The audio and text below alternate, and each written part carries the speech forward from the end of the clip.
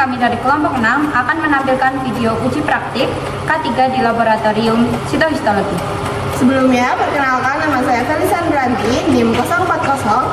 Saya Anggita Ramadini, NIM 060. Saya Ruru Roeda, NIM 058. Saya Alpurnia Rizky Angel, NIM 052. Saya Farah Fatia Nabila, NIM 046. Saya Lydia Kanita Widat, NIM 055. Saya Alfa Zihmi Arifani, NIM 008. Saya Adika Nurmala, NIM 015. Laboratorium Sitohistoteknologi merupakan laboratorium yang berfokus pada pemeriksaan sel histologi dan jaringan tubuh histologi untuk membantu proses diagnosis penyakit, terutama kelainan dan keganasan kanker. Di laboratorium ini, setiap tahapan kerja memerlukan ketelitian tinggi dan penerapan prinsip K3 karena berhubungan langsung dengan sampel biologis dan yang berpotensi infeksius dan penggunaan bahan kimia pewarna yang bersifat iritan. Video ini mencakup 3 pemeriksaan utama. Yang pertama, sitologi serviks, yang kedua sitologi cairan tubuh, dan yang ketiga fine needle aspiration. Melalui video ini, kami tidak hanya menampilkan prosedur pemeriksaan laboratorium, tetapi juga penerapan prinsip keselamatan dan kesehatan kerja dalam setiap tahapan kegiatan. Penerapan K3 di laboratorium sangat penting untuk melindungi petugas dari risiko biologis dan kimia, serta memastikan hasil pemeriksaan tetap aman, akurat, dan dapat dipertanggungjawabkan. Semoga melalui video ini kita semua dapat lebih memahami pentingnya budaya kerja aman di lingkungan laboratorium. Sebelum melakukan pemeriksaan, mari kita kenali alat dan bahan yang digunakan di Laboratorium Sitohistoteknologi. Yang pertama itu ada kaca objek dan kaca penutup untuk membuat sediaan apus. Selanjutnya ada mikroskop cahaya untuk mengamati hasil pewarnaan. Pewarna Papikon Nicolau dan Kienza, spuit dan jarum halus untuk pemeriksaan FNA, tabung penampung cairan tubuh seperti pleura, peritoneum, dan urin, serta puntung. Selanjutnya ada alkohol 95% untuk fiksasi, dan yang terakhir kita harus menggunakan sarung tangan, jas lab, dan alat pelindung diri APD. Sebelum melakukan pemeriksaan, penting untuk mengidentifikasi potensi bahaya yang mungkin dapat terjadi, di antaranya yang pertama, resiko terpapar bahan biologis seperti darah atau cairan tubuh yang berpotensi menularkan infeksi. Yang kedua, resiko luka tusuk dari jarum atau pecahan kaca objek. Yang ketiga, resiko paparan bahan kimia seperti alkohol atau pewarna yang bersifat iritan. Yang keempat, resiko kontaminasi silang akibat prosedur kerja yang tidak aseptik. Lalu pencegahannya menggunakan APD lengkap. Lalu yang kedua, melakukan desinfeksi area kerja sebelum dan sesudah pemeriksaan. Lalu yang ketiga, mengelola limbah sesuai kategori seperti biologis, kimia, dan tajam. Lalu yang keempat, melatih petugas agar memahami SOP dan prosedur darurat. Yang selanjutnya ada prosedur pemeriksaan. Yang pertama, pemeriksaan sitologi serviks atau pap smear. Pemeriksaan ini bertujuan untuk mendeteksi dini kelainan atau keganasan pada sel serviks. Langkah-langkahnya, yang pertama, pengambilan sampel dari serviks menggunakan spatula. Kemudian yang kedua, oleskan sampel secara merata pada kaca objektif. Yang ketiga, segera lakukan fiksasi menggunakan alkohol 95%. Yang keempat, mewarnai sediaan dengan metode Papa Nicolau. Kemudian yang kelima, setelah kering, amati di bawah mikroskop. Cara pembuatan preparatnya, yang kita butuhkan adalah kaca objek atau preparat sebanyak 2 buah. Kemudian caranya seperti ini. Objek gelas dipegang, ya, ibu jari dan jari telunjuk memegang preparat, kemudian jari tengah sebagai penyangga. Nah, kemudian preparat yang satunya itu dipegang seperti ini, jari telunjuknya ada di atas, agak ke ujung, kemudian ditempelkan di tengah preparat sambil ditekan sedikit pelan-pelan saja, jangan terlalu keras, nanti takutnya patah. Kemudian diputar seperti ini, ya, kemudian digeser seperti itu. Teteskan 1 tetes sampel cairan pleura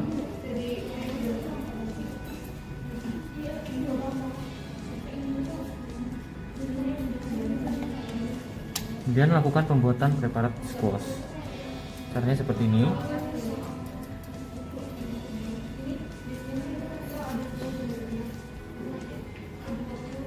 Tempelkan preparat, dan agak ditekan sedikit.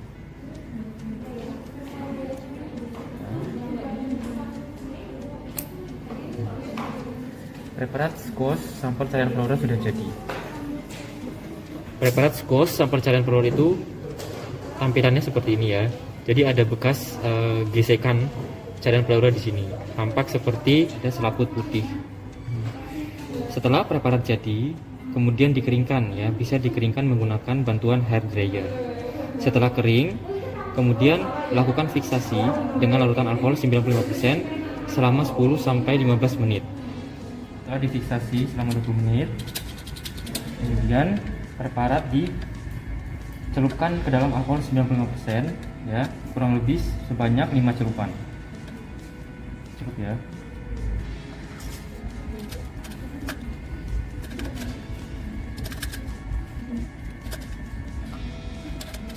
Setelah direndam dalam larutan hematoksilin selama 20 menit, kemudian direndam dalam larutan blowing selama 20 detik. Kemudian dicelupkan lagi di larutan alkohol 80% sebanyak 5 celup.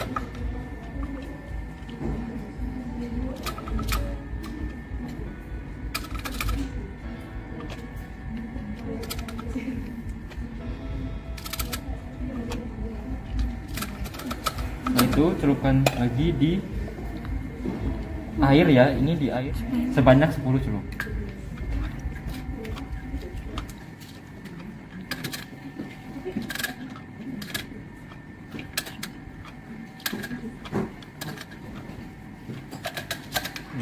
Setelah itu direndam dalam larutan hematoksilin selama 10 menit. Setelah direndam dalam larutan buing, kemudian dicelup ke dalam alkohol 70% sebanyak 5 celup.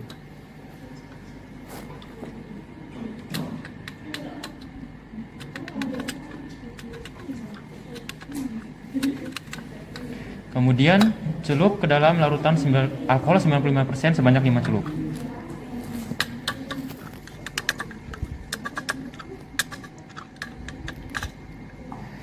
Setelah itu, rendam ke dalam larutan orange selama 3 menit.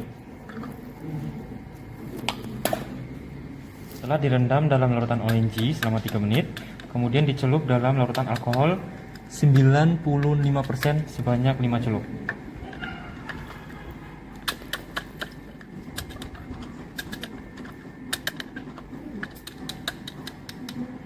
Setelah itu, celup lagi ke dalam alkohol 95% sebanyak 5 celup.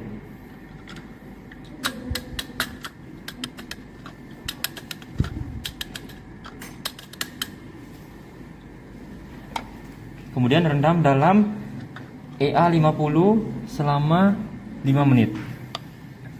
Setelah direndam dalam larutan EA50 selama 5 menit, kemudian celupkan ke dalam alkohol 95% sebanyak 5 celup.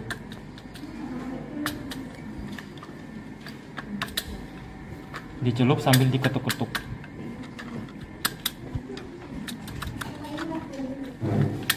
Setelah itu celup ke dalam alkohol 100% sebanyak 5 celup.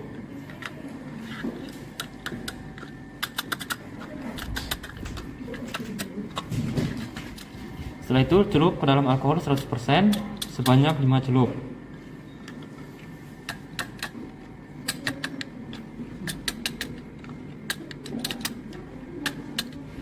Kemudian dicelup lagi ke dalam silol 1 sebanyak 5 celup.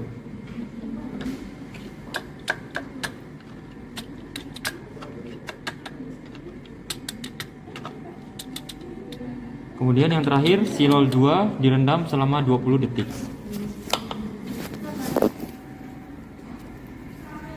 Setelah direndam silol 20 detik, kemudian diangkat lalu ditiriskan. Tempatkan di atas kertas saring seperti ini. Setelah ini, lakukan mounting.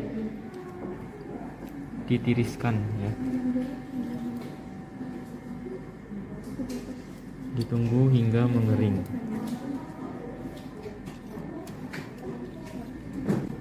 Pengecatan preparat squash dengan sampel pleura, pengecatan Papanicolo.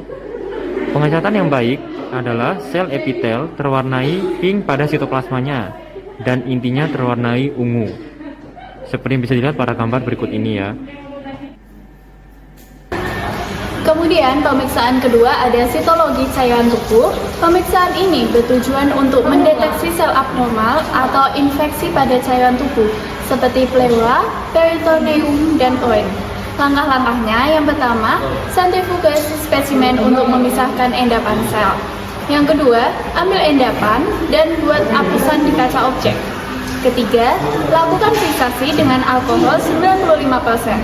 Selanjutnya, warnai dengan pewarna Kienza atau Papanicolaou. Yang terakhir, amati hasil di bawah mikroskop.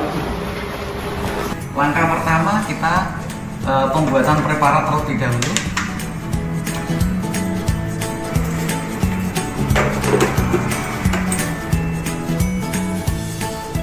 Kita ambil sampel urinnya menggunakan larutan friksasi alkohol 70% 1:1 ya. Diperkirakan saja 1:1 ya. Kita ambil untuk sampelnya terlebih dahulu untuk bagian ini ya. Nanti dengan penambahan alkohol 1:3. Setelah itu kita butuh pembanding untuk melakukan sentrifugasi ya. Kita pusing dengan kecepatan 2500 rpm selama 10 menit.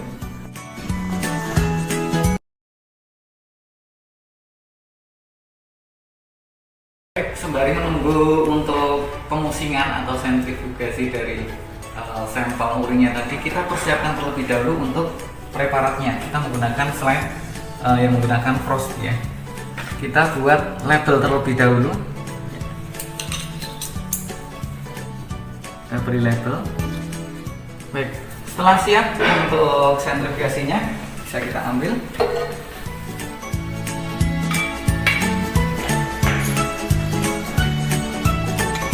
Kemudian kita ambil sedimentasinya ya, kita buang supernatanya. Paling nggak kita sisakan setengah mili. Kira-kira segini ya. Kemudian kita memungkinkan. Sekali lagi ya, untuk memastikan sedimentasinya benar-benar bercampur ya. Kemudian untuk pembuatan preparat ada beberapa teknik sih ya. Satu teknis seperti apusan, kita membuat apusan darah gitu ya, apusan darah tepi, itu teknis oles ya. Juga dengan teknis smear gitu ya, smear atau squash gitu ya, squash tekan gitu ya. Kita perhatikan dua-duanya. Pertama kita menggunakan teknis smear atau apusan atau oles gitu ya.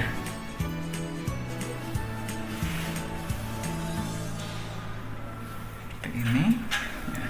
Sama seperti pembuatan itu ya, kita membutuhkan spreader.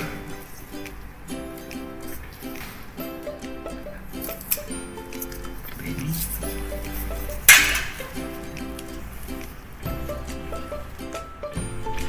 Kita kering anginkan. Kita coba teknik yang kedua, yaitu menggunakan squash atau tekanan. Tekanan menggunakan 2 slide ya. Kita tempatkan di tengah seperti ini, cukupnya saja kita tes. Kemudian kita jadikan satu antara 2 slide seperti ini. Kemudian kita tekan seperti ini ya, lalu kita putar. Paling enggak 2 kali ya.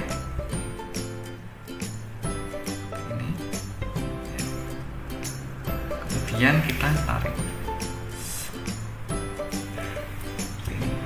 Kita kering anginkan. Setelah kering anginkan, kita bisa masuk ke proses pengecatan.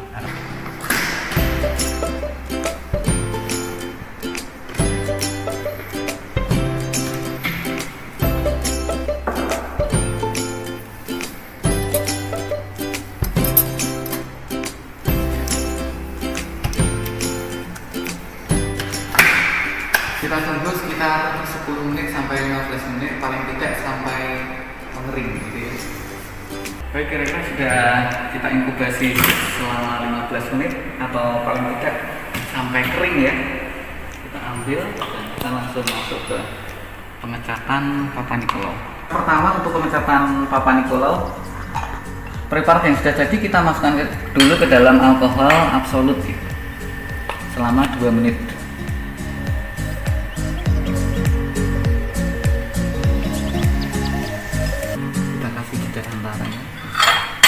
Kita tutup dulu, kita tunggu 2 menit. Baik, setelah 2 menit bisa kita ambil. Kemudian bisa kita masukkan ke cap pertama, yaitu hematoxylin.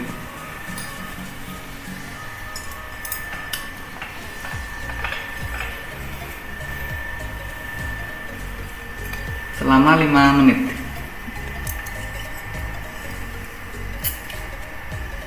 Setelah hematoxylin 5 menit,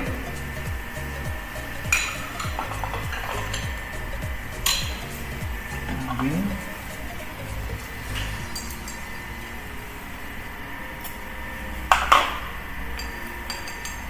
Kita cuci dengan air mengalir terlebih dahulu.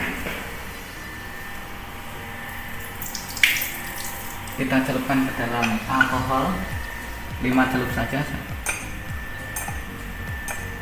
Kita masuk ke cat yang kedua, yaitu orange G, selama 3 menit. Begitupun juga untuk preparat yang lainnya. Setelah 3 menit ya, dari cat yang kedua orange G kita keluarkan.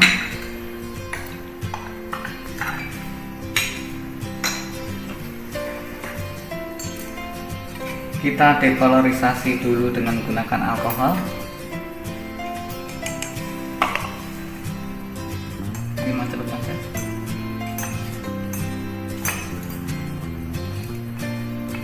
Kemudian masuk ke cat yang ketiga, yaitu EA50. Kita rendam ke dalam EA50 selama 3 menit.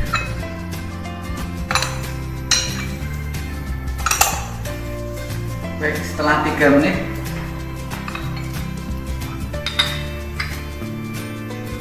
kita dekolorisasi lagi dengan menggunakan alkohol lagi.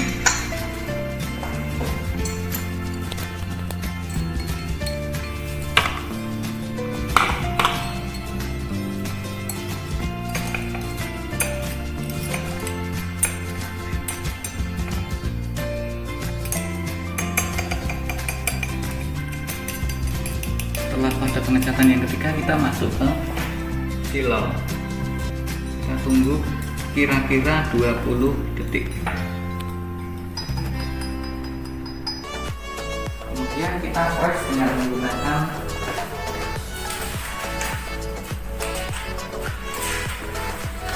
kertas HBS atau buram dengan cara seperti ini,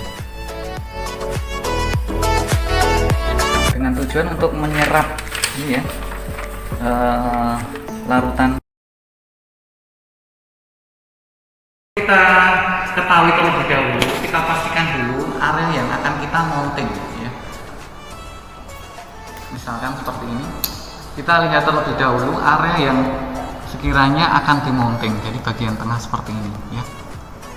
Nah, langkah kedua kita harus membersihkan area luar yang akan kita mounting gitu ya. Jadi kita bersihkan dengan menggunakan silau.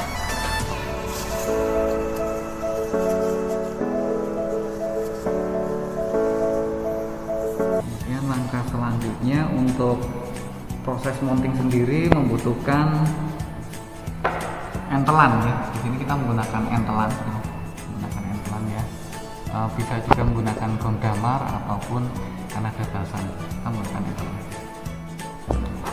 Kita sesuaikan dulu. Kita menggunakan penutup deglas.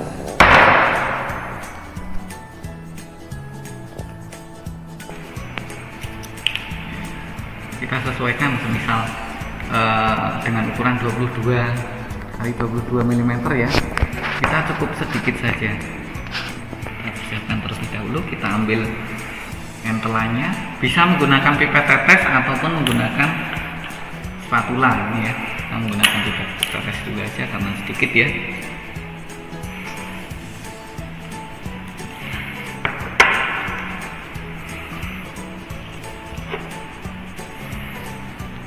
Yang perlu diketahui, usahakan jangan sampai membentuk gelembung udara gitu ya. Kemudian untuk teknisnya bisa dengan cara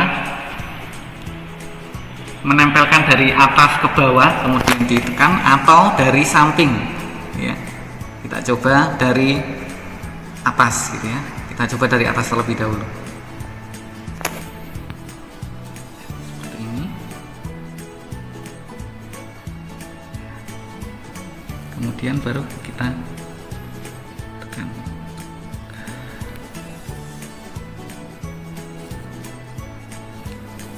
Kita bantu tekan dengan menggunakan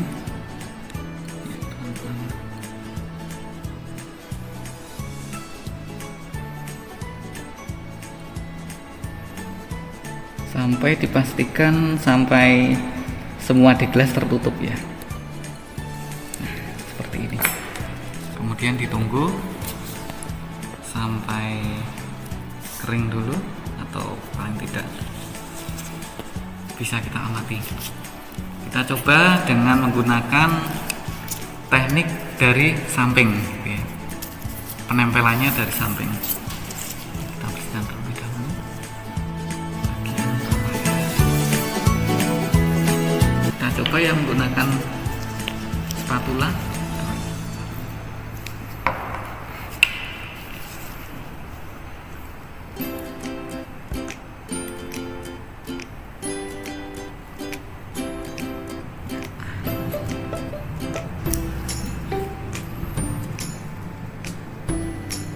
Dari samping ya, kita seperti ini, kita sentuhkan terlebih dahulu, kemudian baru kita tekan bagian samping dan kita lepas tangan kanan kita, kemudian kita press seperti ini ya. Seperti ini ya. Ya. Selanjutnya ada fine needle aspiration atau FNA.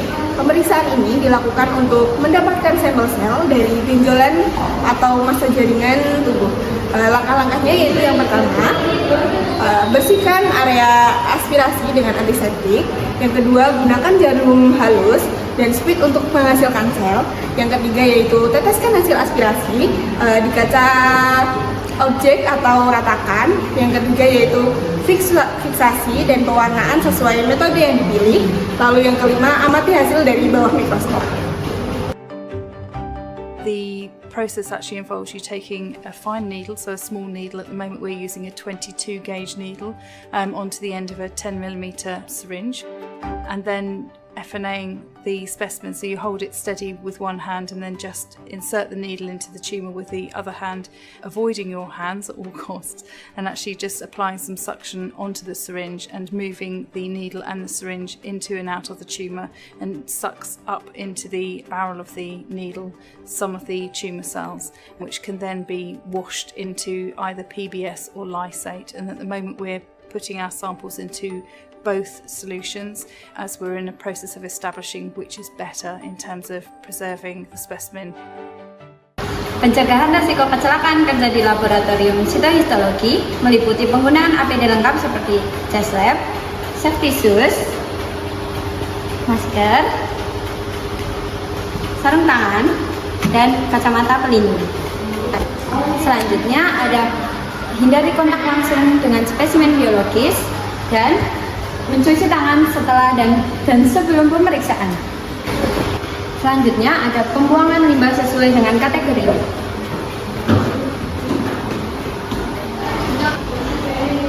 Dan yang terakhir ada penyimpanan bahan kimia sesuai dengan tempatnya. Demikian video ujian praktik K3 dengan pemeriksaan sitologi serviks pap smear, sitologi cairan tubuh, dan fine needle aspiration atau FNA di laboratorium sitohistoteknologi. Melalui kegiatan ini, kami berusaha menampilkan penerapan prinsip keselamatan dan kesehatan kerja atau K3 secara nyata di lingkungan laboratorium, mulai dari penggunaan APD, analisis resiko, hingga pengolahan limbah laboratorium. Kami harap video ini dapat memberikan pemahaman dan kesadaran pentingnya K3 dalam kegiatan praktik maupun pemeriksaan di laboratorium medis, sehingga tercipta lingkungan yang aman, efisien, dan profesional. Terima kasih atas perhatian dan kerjasamanya. Wassalamualaikum warahmatullahi wabarakatuh.